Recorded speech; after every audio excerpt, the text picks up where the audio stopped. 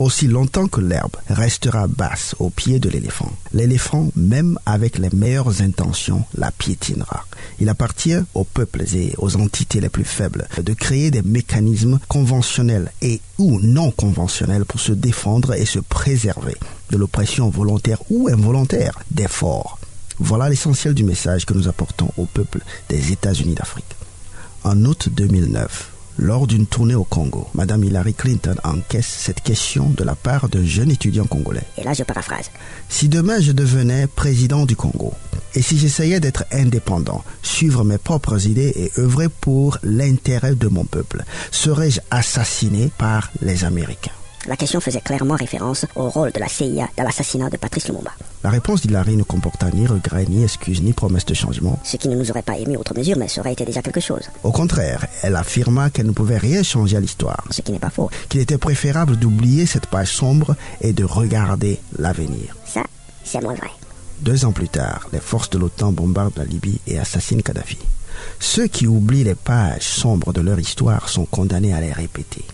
De quoi est-il question aujourd'hui? Aujourd'hui, nous allons parler de l'intérêt national. S'il y en a qui ne voient pas le rapport, patientez un peu, vous le verrez tout à l'heure. Mais avant tout, faisons le répertoire des forces en présence. Par ordre croissant d'importance ou de pouvoir létal, et retenez bien le mot pouvoir létal ici, nous avons le bas peuple, la basse armée, la bourgeoisie civile, la bourgeoisie militaire, le président, les nations, les forces et les institutions coloniales. Voici, dans toute relation, il ne faut jamais perdre de vue le rapport de force. C'est le facteur le plus important. En fait, à chaque fois que vous avez du mal à comprendre les comportements des gens dans une quelconque relation, employez-vous à élucider les rapports de force. Qui est plus fort que qui dépend de qui a peur de qui, et tout devient clair. L'homme ne fait rien d'illogique. C'est un être merveilleusement rationnel. Quel est donc le rapport de force ici?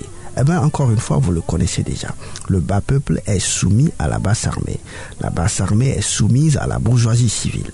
La bourgeoisie civile est soumise à la bourgeoisie militaire. La bourgeoisie militaire soumise au président et le président soumis aux forces coloniales.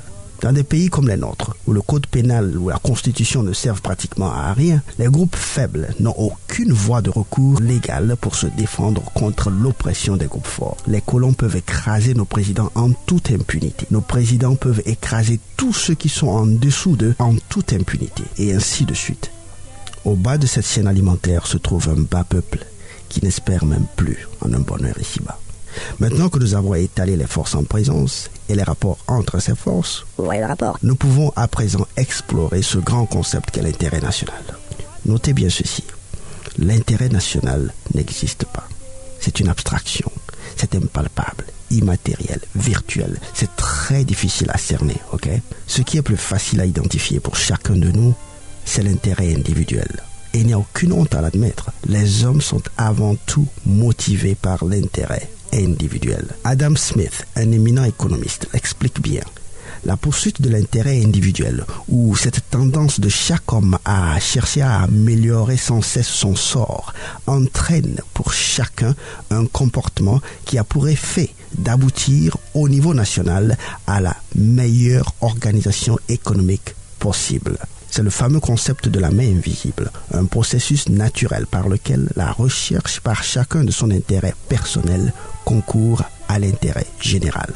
Exemple, au village, vous balayez votre cour et vos alentours. Votre voisin balaye sa cour et ses alentours. Le voisin du voisin balaye sa cour et ses alentours. À la fin de la journée, c'est tout le village qui est propre.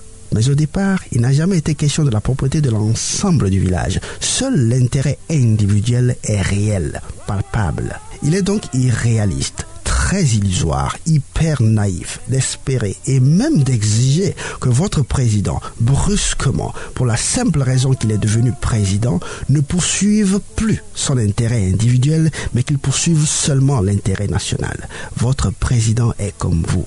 Il est avant tout un humain, un individu. Il est naturellement programmé pour d'abord veiller à son intérêt personnel, veiller sur son sort. C'est une réalité absolument humaine et immuable qu'il vaut mieux ne ni dénier ni dénoncer parce qu'elle est là pour rester. Il faut seulement apprendre à la guider, la manipuler, la contourner, créer des mécanismes. Chaque peuple doit s'arranger pour que l'intérêt individuel de son leader puisse coïncider avec l'intérêt général de la nation. En d'autres termes, dans votre poursuite de l'intérêt national, qui n'est d'ailleurs qu'un déguisement de votre intérêt individuel, n'oubliez jamais que votre leader, lui aussi, est avant tout motivé par son intérêt individuel. Si ça ne l'arrange pas, il ne le fera pas. Si vous satisfaire implique qu'il sera tué par l'Occident, il ne vous satisfera pas. Son nom, c'est Fournia Singbe, c'est Ouattara, c'est Biya, c'est Bongo, c'est Nguesso, c'est pas Jésus-Christ. Il ne sera pas l'agneau à immoler pour le peuple. Non. Il a aussi droit à vivre. Depuis la grande collision des civilisations, chaque leader d'une nation pauvre qui a voulu servir les intérêts de son peuple a été tué par les nations riches. Nos leaders d'aujourd'hui le savent. Voilà pourquoi ils ont du mal à nous servir. Il y a un chantage ignominieux qui pèse sur leur tête comme une épée de Damoclès, prête à les trucider au moindre signe de nationalisme. Voilà pourquoi des gens normalement intelligents montent au pouvoir et on ne les reconnaît plus. De la même manière qu'il vous est difficile d'aller défier les canons et les chars de l'armée, c'est de cette même manière qu'il est difficile à vos présidents d'aller défier la menace des puissances impérialistes. Dans ces conditions, comment est-ce que le président peut se faire respecter par les puissances coloniales? Comment est-ce que l'armée peut se faire respecter par le président? Comment est-ce que la bourgeoisie peut s'assurer du respect de l'armée? Et comment est-ce que le peuple, qui, dans l'état actuel des choses, est le maillon le plus faible de ce spectrum, peut se garantir le respect de toutes les autres forces? Par quel mécanisme conventionnel et non conventionnel l'herbe peut-elle éviter de se faire écraser par l'éléphant? Nous sommes 1 milliard d'Africains à vouloir le savoir. L'histoire nous l'enseigne et nous allons le partager dans les prochaines leçons. Mais d'ici là, faisons circuler cette vidéo ou même seulement la portion audio de cette vidéo. Faisons-la circuler sur Facebook, sur YouTube, sur WhatsApp. Pensons d'ailleurs à créer nos propres médias d'information. Faisons aussi circuler dans nos stations de radio locales. Nous devons explorer et exploiter tous les moyens pour contourner la balourdise de notre système éducatif et illuminer le peuple africain pour l'intérêt du peuple africain.